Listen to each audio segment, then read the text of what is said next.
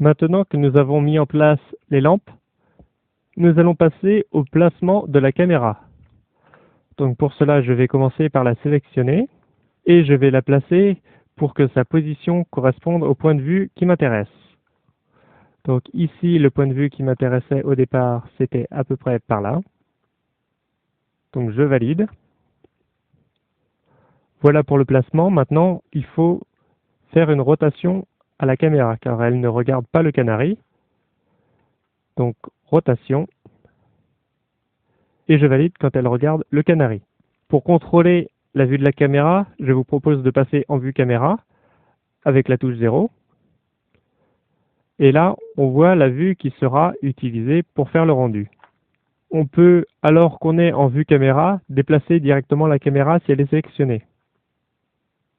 Comment savoir si elle est sélectionnée? Eh bien, c'est simplement le cadre du pourtour de la caméra qui fait office d'objet caméra. Si on sélectionne par exemple un autre objet en attendant, donc ici l'aile, et que je veux resélectionner la caméra alors que je suis dans la vue caméra, je clique sur le pourtour. Avec ma caméra sélectionnée, je peux lui opérer des déplacements. Donc par exemple, si je veux recadrer un peu sur la hauteur, donc je fais GZ avec ma caméra et ça me permet d'ajuster un peu.